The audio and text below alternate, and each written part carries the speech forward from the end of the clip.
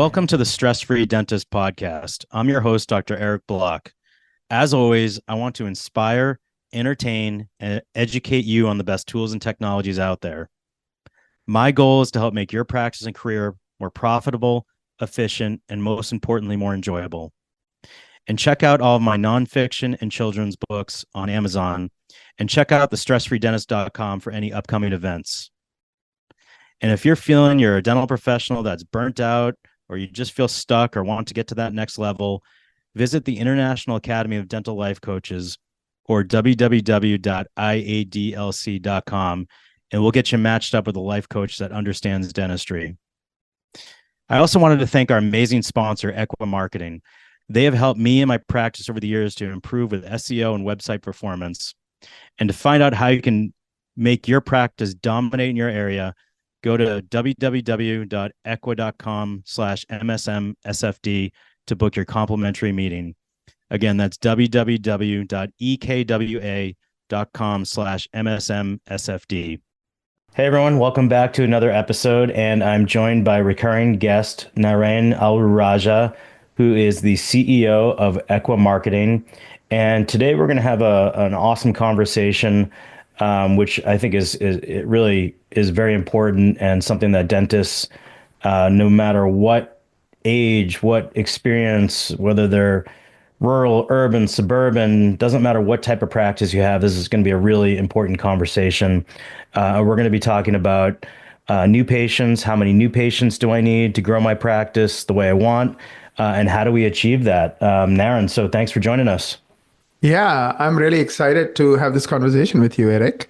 And I do think this topic, how many patients do I need to grow my practice the way I want and how to achieve it, is a really, really important, thing to think about. So I'm glad all of you are listening to this episode, and we're going to kind of do it differently. Eric is going to do a lot of the talking, and where needed, I'll add my comments and 2 cents as a marketing expert.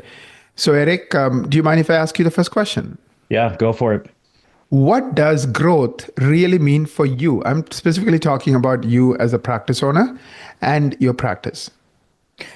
Yeah, Naren, if you asked me this 2 years ago, 3 years ago, my answer would have been totally different. But now, as a practice that's completely fully out of network, in fact, this is year two. Last year, it was our first year being fully out of network.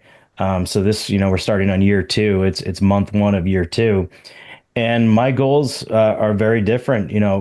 Any patient that comes in my door is out of network, or you could say fee for service, I guess.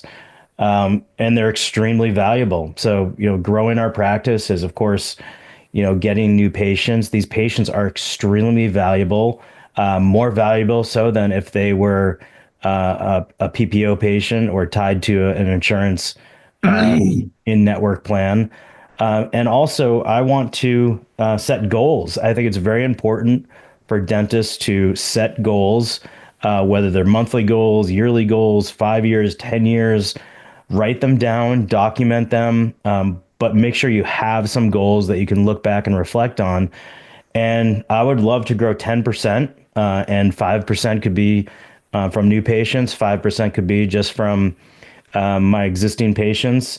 And also, that could also be from reduction of overhead. The last year we were able to grow by reduction. We were able to move away from our very expensive temporary hygienists and reduce our overhead and get a little bit more lean.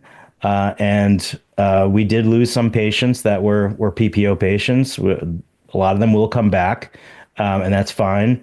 But the patients that we have that come through that door are more valuable than they were, 2 years ago. So that's a long-winded answer. But I've never been more re-energized being fully out of network. It's such a great feeling. And when those patients come in the door, it's an appreciation, and it's great for really improving your practice and growing. Thank you. I think, this idea of growth depends, right? A lot of us don't sit and think about all these questions from what's right for us at this moment. Rather, we copy other people's answer. If everybody else is saying something and we listen to it in a webinar or somebody else saying, and we just want the same answer for us, but it may not really make sense for your situation. For example, like I'm in a different stage of my life versus what I used to be when my kids were home and my mom was still living. Where right now it's kind of about making the most out of my remainder of my life, creating some experiences, making the most difference. But I had to sit and deliberately think about what do I want in this phase of my life. I can't just on autopilot keep doing what I did in the last phase of my life. I could, but then I'm going to have a suboptimal life because it's not really, it doesn't meet the needs of this phase of my life. So, like, practice goes through life cycles, like Eric was alluding to, right? So, I mean, as a fully fee for service practice, any patient is a good patient. And your goal is not really about, hey, more revenue, more revenue, more revenue. It's about profits. So it's not about, it's not about like, oh, more patients, let's stay busy. It's about, are we doing the right kind of work? Are we expanding on the right kind of services? So growth is totally different from practice to practice. Who's your ideal patient today, Eric, versus let's say when you are in network, and how does it link to your practice goals? Yeah, actually, I just want to tag back to what you said. I have goals based off my family, like you mentioned. My kids are 9 and 11, and I set business goals based off of that. I intend to practice until, at least my kids are out of college. So that's going to be, probably another 14, 15 years. Maybe there'll be some grad school, but that's my intention, is to be chairside clinically until then. And then after that, I have some other goals for when I'm ready to, leave the op So or sell my let's practice. let's pause that for a minute, right? So you want to practice for how many, another 13, 14 years. That Mhm. means you have to pace yourself. You can't be like killing yourself, working 5 days a week and then having health issues and then you have to quit, right? You have to take care of your health, right? You have to work out. You have to be in good shape. Like if you, let's say if you don't work out, you're not in good shape, you're going to, the chance of you getting injured at work goes up significantly, right? So really being clear on your goals and then creating other goals to support your primary goal makes sense. So I think you even moving to fee for service made sense because then you are not on this treadmill, like running faster and faster and faster and seeing so many patients just to make the numbers work. Now that you're not on the treadmill, not on the PPO plan, now you can pace yourself. You can go slow. You can enjoy dentistry because it's a long game. You want to play it for the next 14 years. Anything you want to add on? Just this thinking around, Yeah. like, And I'm 48. I'm sorry, I'm 49. I had a goal of working, 3.5 days a week when I hit 50. And I'm already actually at that. I'm working 3.5 days a week. I don't think I could do more and give it my best. Um, and I don't work from 4 to 5 anymore. I don't see patients clinically at past 4 o'clock anymore, other than hygiene checks. I'm at 3.5 days a week, and I've also set a goal of working 160 days a year. It was, when I first started, I was at 6 days a week. Then I went to 5 days a week, then four, and now I'm at 3.5. And as you get older, you gotta, set these goals for yourself. And it's a great way to really reflect. For me to work 160 days, 3.5 days a week, I can set, my schedule, spend time with the family, and not burn myself out. The other thing that I wanted to mention is you said the word comparing or comparison. Um, and you're right. I don't really compare myself or my practice to other practices. I compare my practice to my practice over the months or over the years. And your accountant can give you all the metrics of your average dental practice and what they spend on labs and supplies and marketing and staff. Um, and the averages across the country, or in your zip code or county. But I really want to compare what I did last year or last month and improve on that. So I don't really focus on the other practices. I focus on me and my practice. That's a great point, right? Because there's somebody who's going to be better off in some metric you are not. But if that metric is not important to you, why are you stressing yourself out because somebody else is like somebody else does, sees more new patients than you do. But if that's not what's going to drive your goals, then why are you wasting your time or energy trying to be like somebody? I love that quote from that Stanford speech that Steve Jobs gave. Most of us live somebody else's life that is given to us by the world. We don't live our own lives. And this, what you said about comparing yourself to yourself, like your past self and your future self you want to become, because your goal is to get to that future self, right? Get to that future state. So, and of course, be realistic. So you're looking at your past and building on it versus just throwing out some nonsense numbers based on what somebody else is doing and then going around in circles and getting stressed out. Yeah, and on to your next question, which was about the ideal patient. Yeah. Again, if you asked me 2 years ago, I would give you a totally different answer. But now, I would say I have two different categories of ideal patients. The first one is you're just anyone that is wants to become a patient of mine. These are fee-for-service patients. They're coming in and they're uh, paying our fees, not the insurance company's fees. They're there because they know, like, and trust us. So they got referred to us. They liked our reviews. They checked out our website. They're there for us. So to me, that's a great patient. Of course, you may not hit it off with everyone. There's going to be personalities and patients that you don't hit it off with, but really anyone that's calling and we get them to become a patient is ideal now.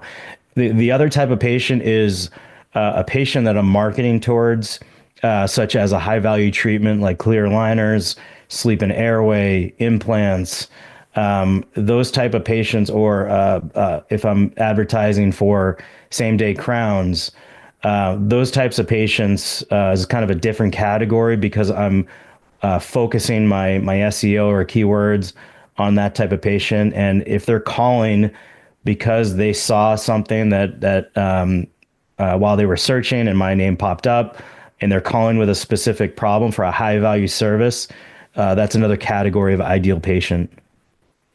Again, I love your answers, Eric. I know you and I have been working together for a while, and I see a totally different Eric today than I saw several years ago, which was like all about comparing with others and trying to do what other people are doing. But now it's all about what's right for you, and what's right for you changes. It doesn't stay constant, right? So just like really focusing on that and like really being able to like be truthful to yourself, not living somebody else's life. And I bet I have a quick follow-up question. How do you get your team on board? Because a lot of team members may have been used to a one type of a practice, and now, like for example, what you said, the first ideal type, any patient who wants to come see me, we are fee for service.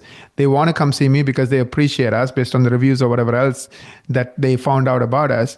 So like welcoming everyone. I know like sometimes, we listen to phone calls. Somebody says, how much does something cost? Oh, that's a bad patient. We have all these negative mindsets that has to be kind of unshackled or removed. So how do you go about like changing some of these old habits, past ways of thinking, and not just with yourself, which is easier because you control yourself, but with that crew of, army of people you have, supporting you? Yeah, we have a staff of about 25 to 27 people, and it doesn't happen overnight. You can't, be the only one excited about something. You've got to get the team on board. So I can break this down into a few different ways. For example, if you're adding a new treatment modality, such as sleep apnea devices, you've got to, start slow. Maybe offer to treat, your staff or their family. Get maybe one or two champions on board. They can be they're your advisors that help you with your patients. And then I like to have a morning huddle every morning, and I consider that like a mini meeting. So if there's something I want to bring up, I'll bring it up and I'll do it and I'll keep doing it until it starts to become part of everyone's everyday verbiage. So if there's something I'm excited about, like adding sleep and airway, I'll bring it up. I'll bring it up again, and I keep bringing it up in different ways.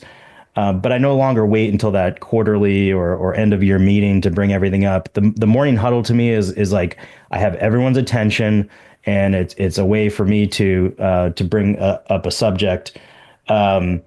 And yes, but it's so important to get the whole team on board, especially if you're going to do something major like out of network.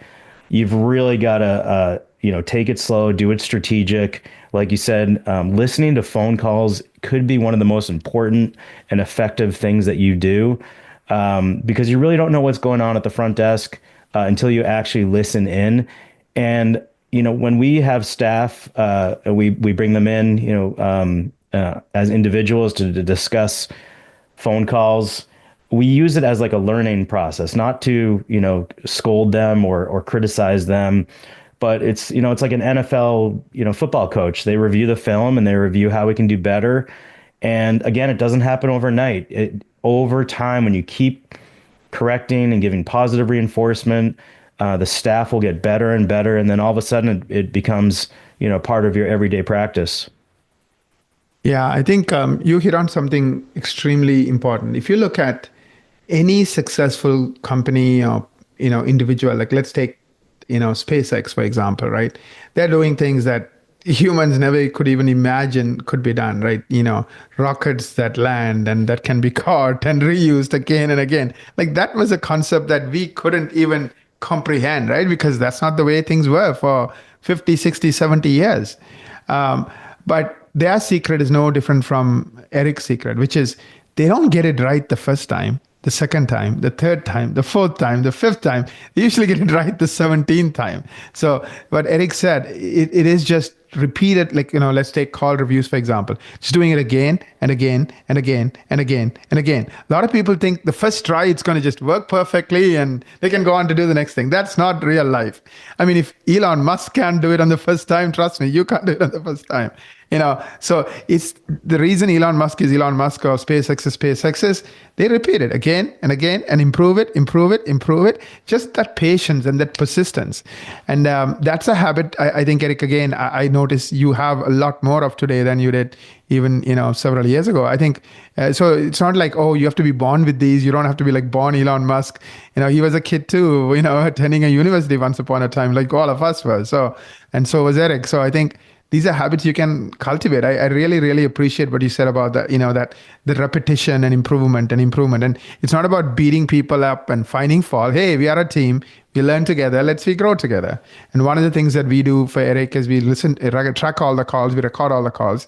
And if needed, we have the AI technology to pinpoint calls to listen to. So we can, literally say, here are the calls you booked. Here are the calls you didn't book. Now you can zoom in on the ones where, because remember, in Eric's definition, any patient who's calling his office is a good patient because they're a fee-for-service office. So any patient who was not booked, hey, there's an opportunity, not a problem, but an opportunity to improve, opportunity to learn. And if he comes from that mindset, which he does, that's a fun place to be because nobody's getting beaten up. Everybody's learning. Everybody's growing.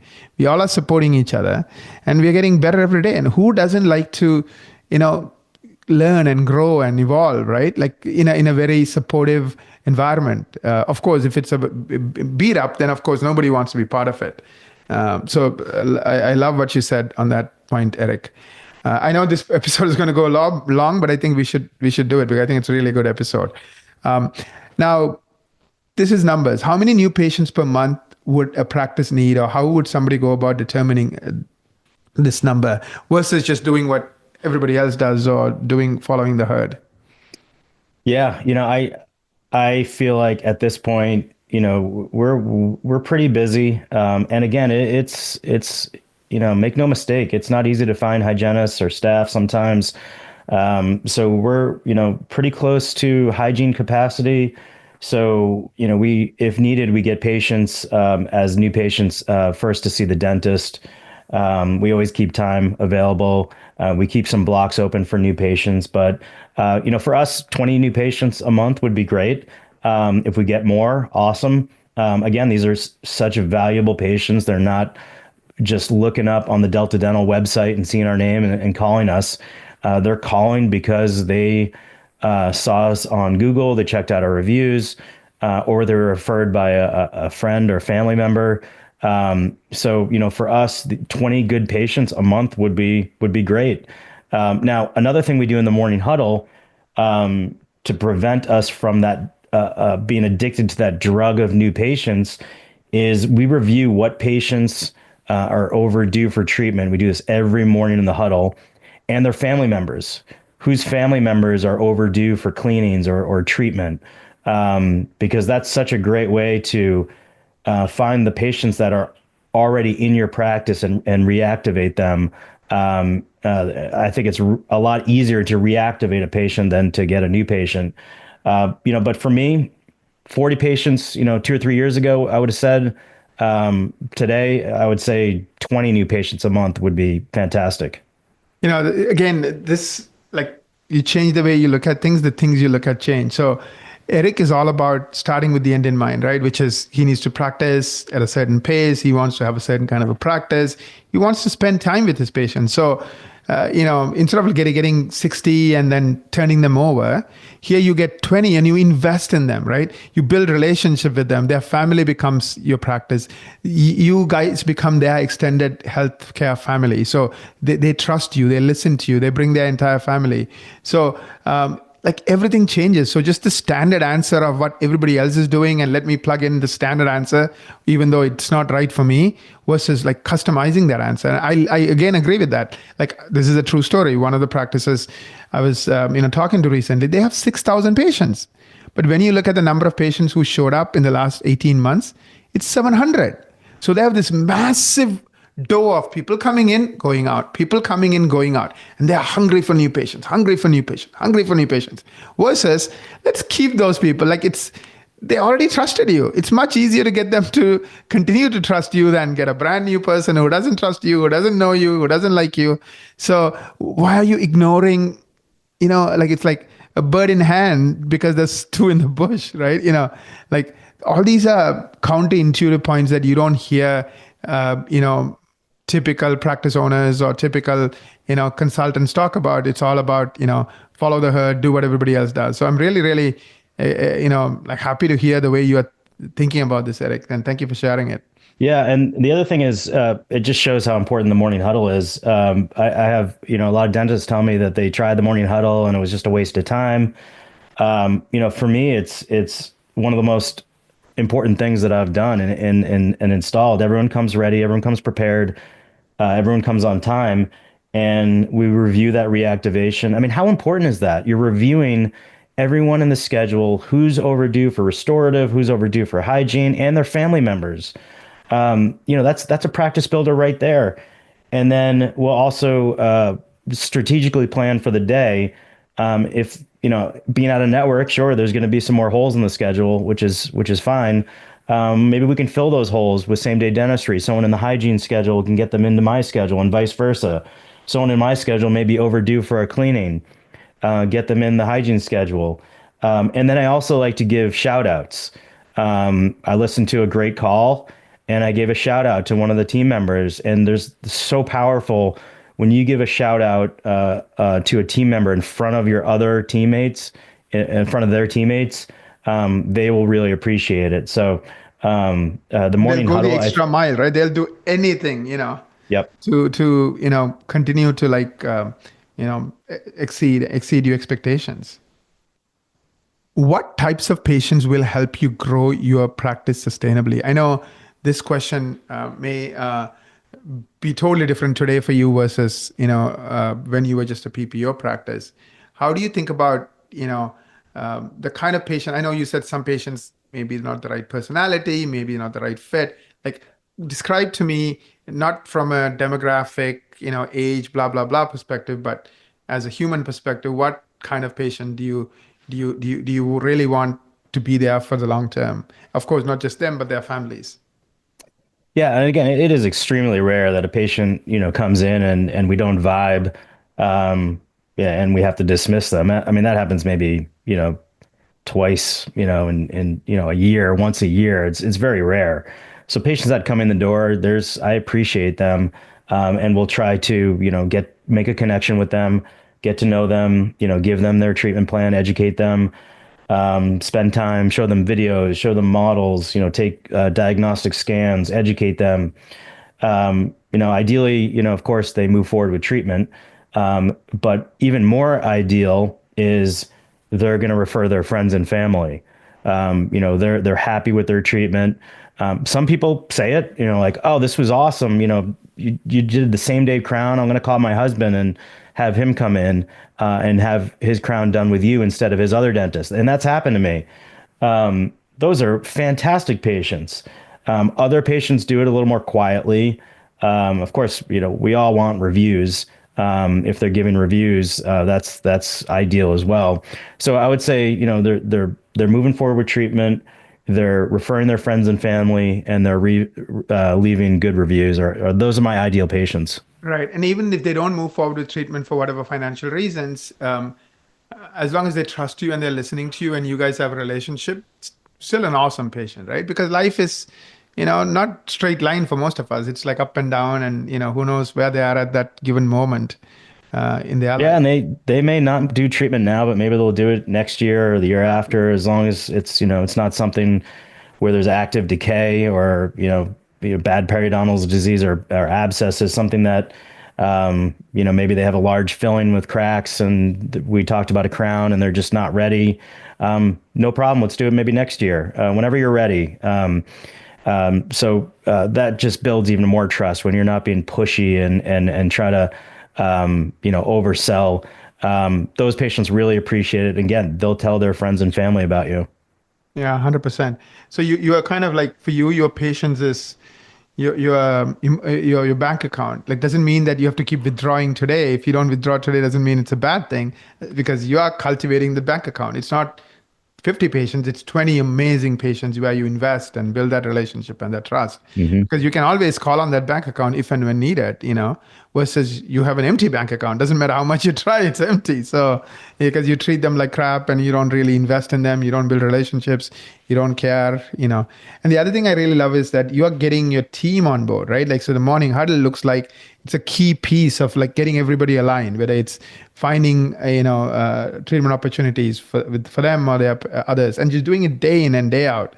So I mean, who would complain if you call and say, hey, you know what, given your history of gum disease, we need to stay on track. You are late by a couple of months.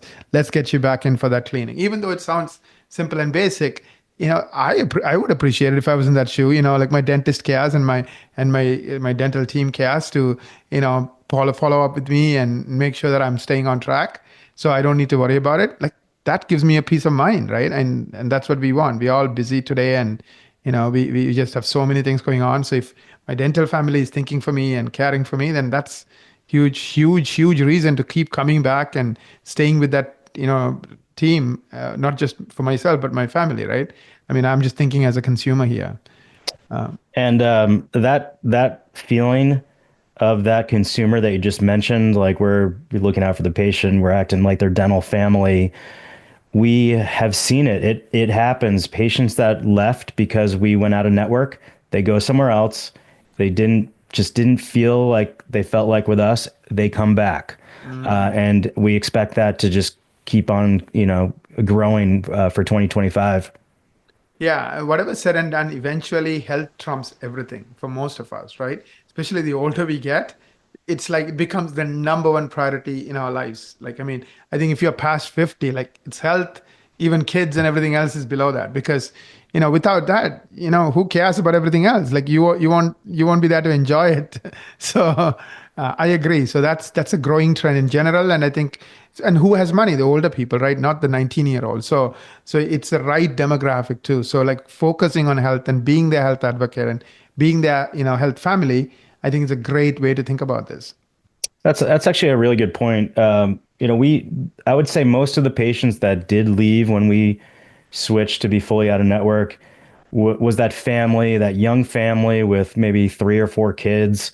They didn't really need much work, and they were just, looking at the pure numbers of with their kids and the cleanings and everything. Of course, we offer a membership plan, but a lot of these people are working and they have insurance. And even then, some of them come back. And what I'm even more appreciative are the families that stayed. They stayed because they trust us. Their family of 5, their 3 kids, and a young family, and they still come to see us. That is so appreciative that they come in there because of me and my staff. Yeah, exactly. It's purpose driven. It's no longer about money driven. It's about our job is to keep you healthy, keep your oral health, and everyone is aligned. Your team is aligned. Everyone knows what the North Star is, and I think it also gives you a sense of satisfaction that's beyond money, right? Because if you interview anyone who gets into dentistry, whether it's a dentist or team members, they want to help other people. That's like the number one reason they got into dentistry. Somewhere along as a kid, somebody impacted their life and they're like, okay, I want to be that guy or that gal. Hmm. And now you kind of can live that, right? You can't do that in any other job, because, and that's the unique thing about healthcare. If you really do it the right way, I bet there's no other satisfaction than, just being able to like, you know, be there for what's important to someone.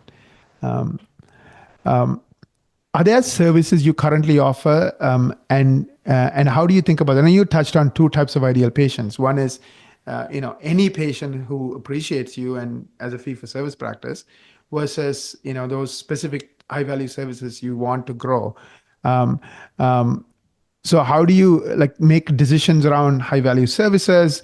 Do you like keep growing, or do you like are you very strategic? Do you lean into the ones you enjoy, or you look at your current patient base and what their needs are? Like, how do you think about all of that? Like when you want to specifically focus on high value services. Yeah, I mean, I do not do any treatment that I don't want to do or I don't enjoy doing. I no longer do that, and that is, a major reason why been able to overcome any burnout. And I look forward to going to work every day. If there's a case or a patient that I just don't feel comfortable working on, I'll just tell them, look, this is a little out of my comfort zone. I'm going to refer you over to a colleague who specializes in this. I don't do any root canals anymore or difficult extractions because I just don't want to. But what I really enjoy are other high value services like sleep apnea, clear aligners. I only do mild cases like your typical anterior crowding, lower teeth crowding on adults. I don't do any kids, so I just stay in my comfort zone. I do a lot of implants. But I still refer cases out that I don't feel comfortable doing. And same day crowns, digital scans, wellness scans or diagnostic scans that we've added to all of our new patients. It's just another way of wowing our patients and a great way to do an exam and show patients their mouth in 3D. It's such a great exam. And we'll just start picking things out. If there's crowding, let's talk about clear liners. If there's, some old fillings, let's talk about maybe some same day crowns. If they're in the questionnaire, if they're talking about snoring or they're not sleeping well and not feeling refreshed, or they're getting up many times a night, we talk about sleep apnea. There's a lot of things on my menu of services that I provide. So it's a great feeling, and patients want me to do the treatment. I'm their dentist. They would prefer that I did it. So when you start to offer more treatments, more high value services, it's of course great revenue. You get to do more work, but that's what patients want. They want you to do it. They don't want to go somewhere else. But of course, I will refer patients out if it's out of my comfort zone. Really, if a patient needs a filling, I'll do the filling. If they need a crown, I'll do the crown. Whatever they need. We'll schedule the time, and I would say most importantly is we talk about metrics and KPIs. A KPI that I really want to crush is that treatment plan acceptance KPI. I really want to improve on that. That's something I'm going to really focus in on 2025. Our hygiene reappointment rate we're crushing, our collections to production we're crushing, but our treatment plan acceptance rate, I want to hone in on that KPI this year. Yeah, I think you said a lot of things that really stood out with me. I think one of the key things is you said when it comes to what treatments you offer, your North Star is what am I comfortable with? What do I enjoy, right? No point doing things you're not comfortable with or you not enjoy because, It's like what is the saying, right? You work on your weaknesses, you will have strong weaknesses. So I mean, you want to do the best dentistry. Why do you want to do weak dentistry on your patients? I mean, that's something you can't sleep with at night, right? So doing something you enjoy and that you're good at makes total sense. And also, it kind of simplifies life. You don't have to overthink this. It's not about what other people are doing. It's not about what's hot. It's not about whatever. It's just what makes sense. The other thing I also kind of was listening to when you said is patients have problems, but those are opportunities for you and them to solve those problems, right? So, for example, you don't quote unquote market this or market that. Rather, you look at the digital scan and you look at all these problems, which are opportunities for them to solve those. For example, somebody's not getting enough night's sleep. That is a problem that has been plaguing them for months or years and years and years and years, right? And it's affecting their longevity. It's affecting all kinds of things, right? Now, you see it, you talk about it with passion, and you explain what can be done, and now you solve it. Now that problem is gone, and the cost, which is the money, that it costs them to get that done, is of nothing compared to the upside of what they're getting. So you feel good about helping patients. So I think like having that menu of opportunities you can solve for, and they want you to solve for it because they trust you and they know you're not going to do anything unless you are the A plus in it, because you'll say, hey, you know what, this is not my cup of tea, or I'm not the best, so you should go see so and so. So I think it creates that long-term bond which kind of keeps feeding this patient account, so to speak, where their trust and their confidence in you continues to grow. So their health improves, your practice improves, you're doing the kind of dentistry you love, you're spending time with people, so you feel really good about it, your team feels good about it. So I think it creates that virtual cycle, right? Is that a fundamental transformation you started noticing more and more after you dropped PPO plans, or after you got into that journey of dropping PPO plans? Just because you have the freedom to do all these things, which perhaps you couldn't, right? Because it's numbers. Yeah, we were, before where there was a major capacity issue, I was running around with my head cut off. We even had three associates. We were jam packed, and you just didn't have the time. Now I have more time, and if there's a hole in my schedule, as an out of network provider, I will use that hour or hour and a half, whatever it is, to focus in on something such as a marketing strategy. We'll do some social media. We'll check our phones, our review our phone calls. I make sure that the time is well spent.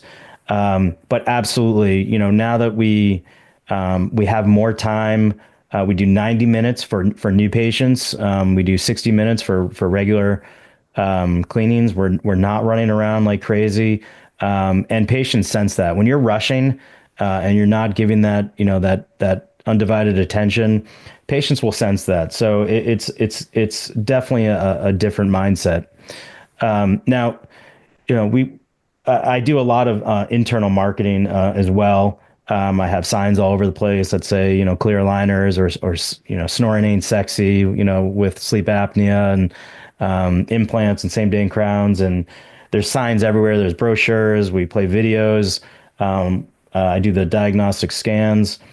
But I wanted to ask you a question about external marketing. Mhm.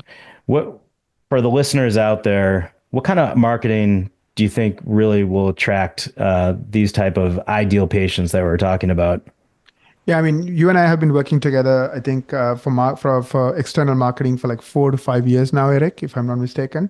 And in those years, you have grown a lot, your practice has grown a lot. And we just focused on the foundational stuff. We didn't try to copy other people. We didn't, follow the Joneses. We just did what's right for your practice, which is, hey, anytime in your neighborhood, like let's say a 10, 15-mile radius, anyone typing in any search term for the services you can offer or the treatments you are excited about, you need to show up.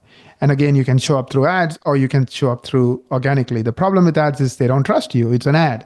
So they're clicking with doubt. So it costs 6, 7, 8 times more than organic marketing. And also, like, it's hard to convince someone who doubts you to trust you. It's so much easier to convince someone who already trusts you to trust you more, accept your treatment more. So I think it kind of lines up with your thinking. You said it best, right? My ideal patient is anyone because they chose me. Like they wanted to come to me. So they are trusting me and they're saying, can you please help me? That's my ideal patient. And because you're fee for service, there is a cost. It's not free. They have to pay. If they appreciate you, they have to, it's like you like nice meal, it's going to cost money, but you pay for it because you want that meal, right? Same thing here. So that's the strategy I would recommend, SEO driven. So you're attracting the people for all the services you do by ranking. So you rank for hundreds and hundreds of keywords now on page one. Page one is the top 10 results. And usually it's like, like anything else in life, the 5% get 95% of the benefit. You are in the top 1%. So you're getting like, compared to everybody else in your area, you're getting like 10, 15, 20 times more organic traffic. Of course, that's still not enough. You need to work on your reviews, which unfortunately we can give you tools, but you do a good job. You need to work on your phone experience. We can track the calls and tell you how you're doing, but then you need to kind of create that culture of continual learning and growing, which you do. So it's teamwork. SEO is the foundation because it's a lot less expensive and they trust you right from the word go. And then you build on it with reviews, before and afters, testimonials, and phone experience. I would recommend a marketing strategy meeting. The link is ekwa.com/MSMSFD, ekwa.com/MSMSFD. Book that. That's a meeting that Eric had. We kind of talked about where he was with SEO when he started, which was nowhere. And we told him a plan on how does he get into the top 5% within year one. He believed us, and rest is history. He's still a client and a great friend. And of course, Eric, I'm so proud of what you have accomplished because you are a different person today than you were. I mean, the way you think, the way you act, the way your practices, and I think like thousands of patients are better off because of the transformation you went through. Because you love what you do, you make a difference in people's lives, and your team gets to do it with you. So they're also, happier and satisfied. I mean, I love that song from, who won that Nobel Prize? One of the singers, is it Bob Dylan? Yeah. He says, we all got to serve somebody, right? Like that's what gives us happiness. The minute we stop serving someone, doesn't matter how many millions you have, you will feel empty inside yourself. If you're making a difference and it's genuine difference, you will be happy, So on one hand, like that's the ultimate, U.S. Constitution says the pursuit of happiness, right? That's the ultimate, pursuit in life. But so you can pursue happiness, but at the same time, create a better future for yourself and others. And anyways, if we can be a part of that, like we were for you, I would love to talk to anyone. So marketing strategy meeting, ekwa.com/MSMSFD. All right, Naren, that was a great episode. That was a lot of fun. Thanks so much for joining us again. Thanks again for listening to the Stress Free Dentist podcast. And don't hesitate to get in touch with me at info@thestressfreedentist.com. And if you haven't already, please subscribe on your favorite platform and leave us a review. Until the next episode, I'm Dr. Eric Block, the Stress Free Dentist.